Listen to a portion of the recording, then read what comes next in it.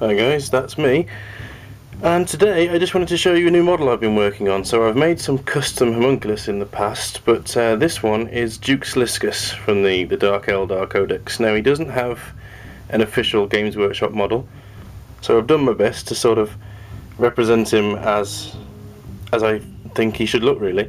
Now I fielded him for the first time this weekend, and to be honest, he made such a huge change to the army that I just had to make a model for him. There's a fair few kits that have been involved in making this.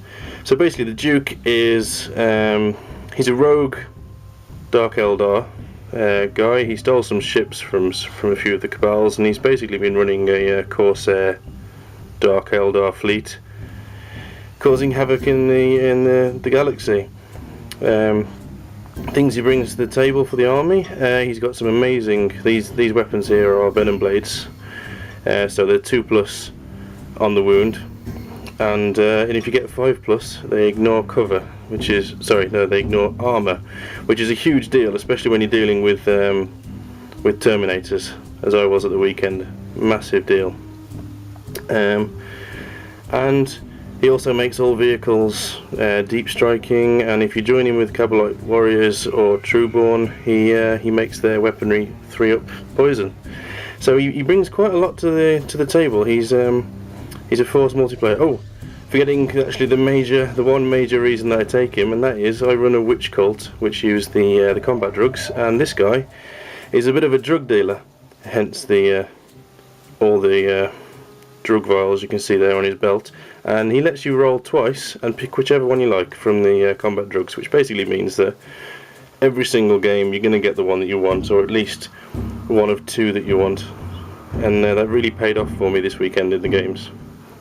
So I wanted to make it quite a nice pose, and at the same time make him have a little bit of an embellishment that makes him stand out. So the embellishment is these 2 blades up here. I'm not entirely sure what they were off, just that they're from Dark Eldar. I might have to look up where I got those, but they're in my bits box and they seem to really fit. Then you've got a torso from a warrior, so you needed to have an armoured torso because he's not a witch, he's actually an Archon.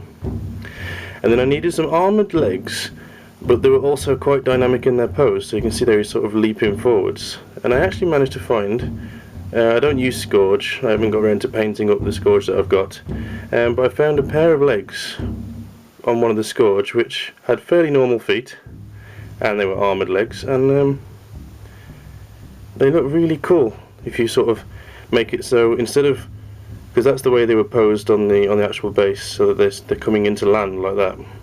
So all I did is I cut the base when we were standing on a rock, put a bit of green stuff, and I've made it so he's leaping forwards with his